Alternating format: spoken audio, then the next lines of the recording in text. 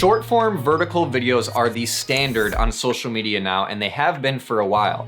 They're the first thing you see when you open up most social media apps, and when people are trying to see what your church services look like, for example, they're probably just gonna go to your page and look for something like this. So it's important for you to know how to make these, and we've actually had a couple different tutorials on this channel already, but things have changed and it's time for an update.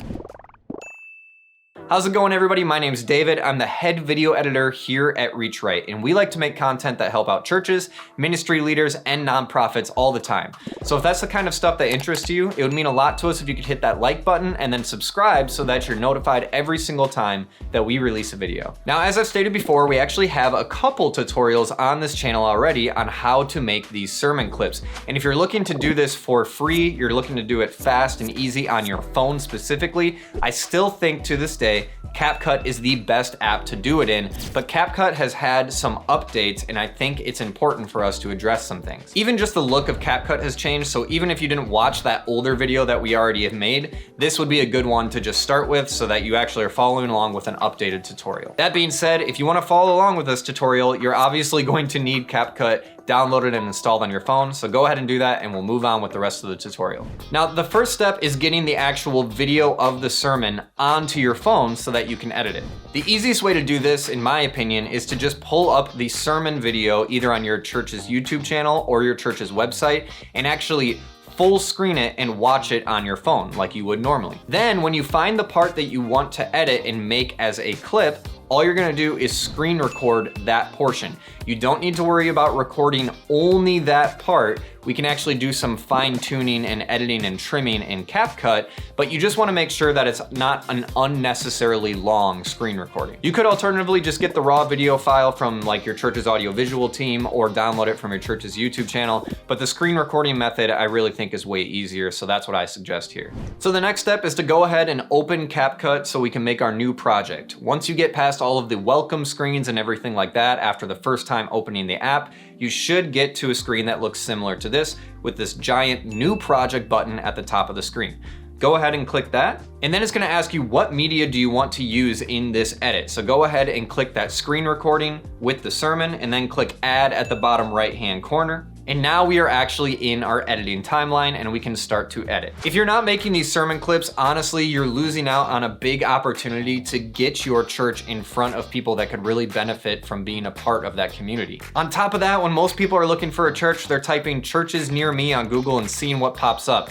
And there's a lot you can be doing to make sure that your church is one of those. The easiest way to start this process, honestly, is just to take advantage of our free marketing review, which you can find in the link in the description below. You'll just answer a few short questions and you'll get back an 100-point assessment of your church's marketing strategy. This review includes a website audit, an action plan, and even a detailed quote on any services that you might want to take advantage of that we offer for your church's marketing. Now let's move on to figuring out how you can make these sermon clips. The next step is just to trim off the fat, as I like to call it, or rough cut. All you have to do is trim off the beginning and the end of the clip so that it's only the portion of the sermon that you want to edit as a clip. To do this, we need to find the starting portion of our clip. So I'm just gonna hit play and find where I want the clip to actually start. You see, God was so concerned that the high...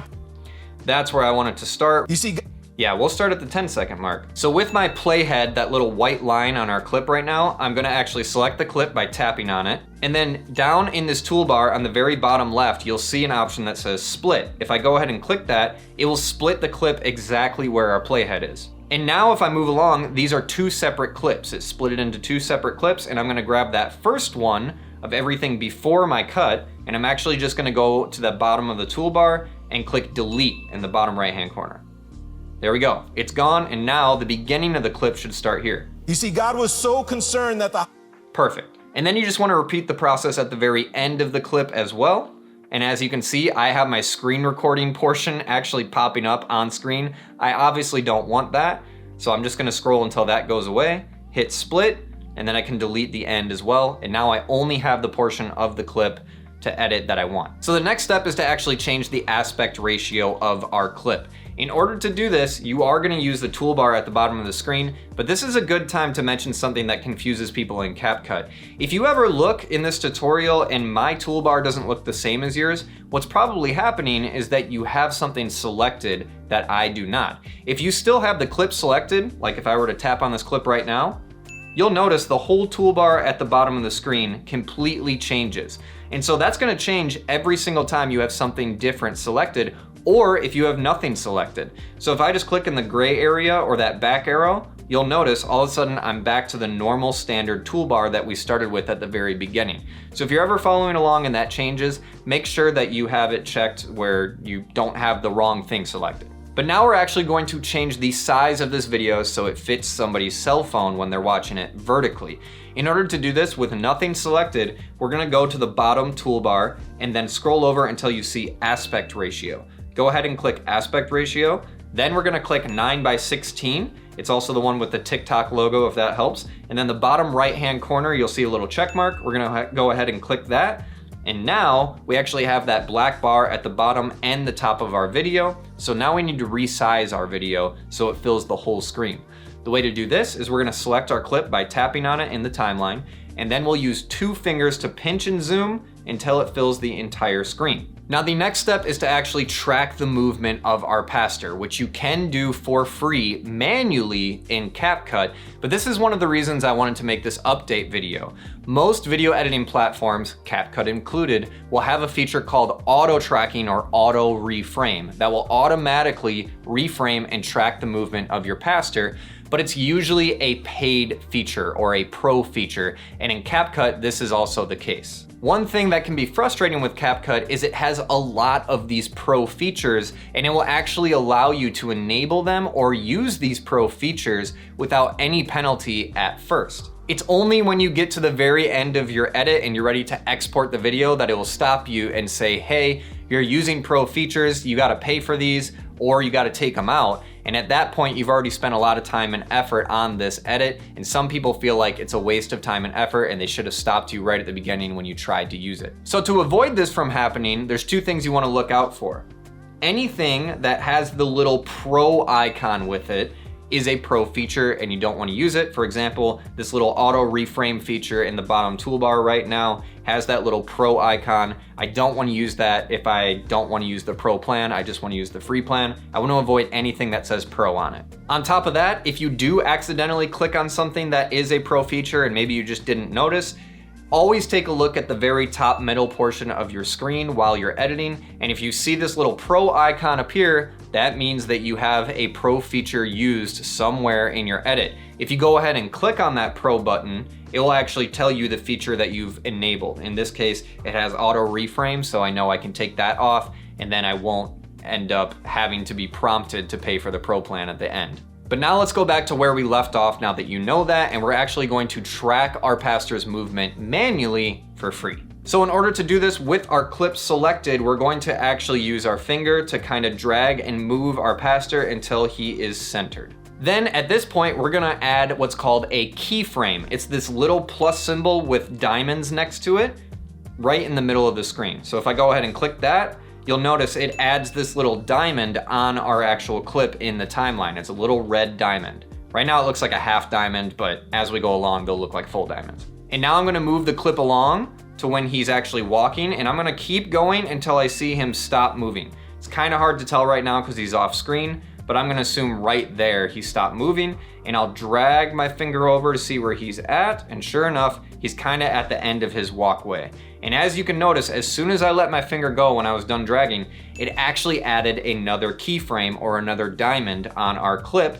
That's our next point where it's actually going to make a change. And now, if I kind of skim backwards from this clip, we'll notice between these diamonds, it actually tracked his movement. And after the diamond, it does nothing. So what you want to do is kind of go from diamond to diamond and make sure that he is always center. Just kind of skim along until he either stops or changes direction, and that's where you'll add a diamond. So I'll scroll forward, he's about to move here, so I'll add another diamond. Scroll forward, he's moving. Scroll forward, he stops right about there. Scroll forward, he's moving again. Center, scroll forward, center, scroll forward, center. Just continue doing this throughout the whole clip. This is kind of the worst, most time-consuming part. Okay, so I've gone through this entire clip and I've tracked his movement manually. One thing to keep in mind is if you do screw up any of these diamonds, you can do that edit undo, but you can also just kind of scroll through these until your playhead has one of these diamonds or these keyframes selected and it turns red. And then you can actually click that diamond symbol in the middle of the screen to remove it. I don't want that removed, so I'm gonna hit undo. But just so you know, you can kind of go through and actually remove keyframes as well. So then just watch through your clip and make sure that the movement of your pastor is actually centered throughout the entire clip. In this case, my pastor is centered throughout the entire clip, so I'm ready to move on to the next step. The next step is going to be adding captions to this clip. Now, I think this is one of the main reasons I wanted to make this update video. This is one of the worst limitations that CapCut has on its free plan now. Apparently you can only have auto captions 2 times a month, so I guess this will be one of those times for me, and it's also kind of confusing how you use it. With nothing selected, you'll go to the bottom toolbar and you'll click captions. Now on this screen, you would think you just kind of scroll through and pick a template and try to hit generate. However, for me, it says no voice is detected when I do that, but I discovered if you actually just close out of this menu, hitting that X at the top right-hand corner, all of a sudden we have this different toolbar at the bottom. So now from here, I'll click caption templates instead of auto captions. I'll click caption templates and I'll scroll through until I find one that doesn't have the little pro icon on it. For me, I like to go to this word tab and then click the bottom right hand corner. I like that one. Sure. And then we click generate captions. This will be one of the 2 times that I can do it this month. So you'll notice I now have the pro icon in the top middle of my screen, but if I click on it, it doesn't even tell me what I'm using. I think that's because this is considered a pro feature, but I have free credits for it. And now all of my captions are generated no problem. I'm not sure why it's goofy like that. I feel like it used to be a lot easier, but that's how CapCut is now. Now, after you apply these auto captions, if you decide you actually don't like how they look, you can still change them. All you have to do is click text in that bottom toolbar, and then it'll bring up these red blocks where you actually have those captions popping up. So if you select one, now you'll see the toolbar has changed yet again. You can actually edit what they say if it gets a word wrong, but you can also go to like style, and then click from a variety of styles from like fonts, colors, animations of how they pop up on the screen, etc. Just again, keep an eye out for anything that says pro. You may not want to use that. So for example, I'm gonna go and scroll over to the animations tab and I'm gonna find one that I like a little bit more. I kind of like the ones that seem to highlight things. You see, God was so concerned. Yeah, I kind of like that, and then I'm just gonna change the font. And then I'm gonna go to styles and I'm gonna scroll down and go to stroke here and actually take off that stroke on the corners of the word or the edges of the word. I think that looks a lot better. You see, God was so concerned that the high priest would have a heart of compassion. There we go. I think that looks pretty good. And you'll notice it will actually apply these changes to all your captions, which is really nice. So the next step is actually to add music, which you can do in CapCut, but this is an optional step. You can skip it if you're gonna actually add music in Instagram or some other platform that you're uploading to. But in order to do it in CapCut with nothing selected, you'll go to your bottom toolbar and click audio, and then you'll click sounds. From here, you'll just find something that fits the vibe of this sermon clip. I usually look for something kind of slow, calm, and ambient, in my opinion, but you just wanna make sure to look out for anything that has the little pro icon on it and don't use that. I usually actually search for something called ambient and that usually gets me in the ballpark. All right, I found one that I like, so I'm gonna go ahead and actually add that by hitting the little plus symbol on the right-hand corner of the screen. Now you'll see that at the bottom of my timeline, it actually has that track that's added. And I'm gonna tell you right now from experience, this is going to be extremely loud. So the way to actually change the volume is simply by clicking on that track, and then in the bottom toolbar, you'll click volume, and I honestly drag it all the way down to 1. It's usually that loud. And I feel like the church sometimes gets so judgy and it really puts up a fence between God and them. So I think that blends pretty well. I did notice some of my captions are kind of going off the screen. So I'm gonna just go to text and then resize this. That'll resize all my captions. And now it should be good. Now, one thing to keep in mind when you add music is typically it's gonna be longer than your clip. So kind of go to the end of your clip, and if it is longer, you'll notice that this is kind of just extending off into a black screen with nothing on there. You don't want that. You actually want to cut it so that it matches the length of your clip.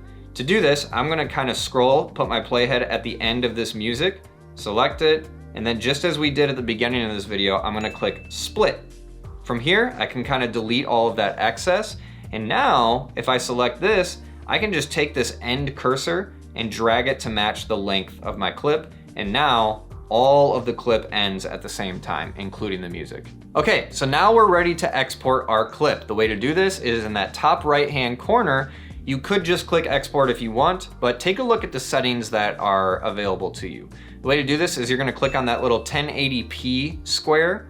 Your number might be different, but this is kind of your export settings. For most of you, I would recommend either doing 720 or 1080p for the resolution. The frame rate, I would suggest matching it to whatever your church shoots in. If you don't know what your church shoots in, I would leave it right at 30 frames. And for the code rate, I would definitely leave that right in the middle at recommended. So for me, I didn't have to change anything, and now I can click export. Now we have options to actually share this clip.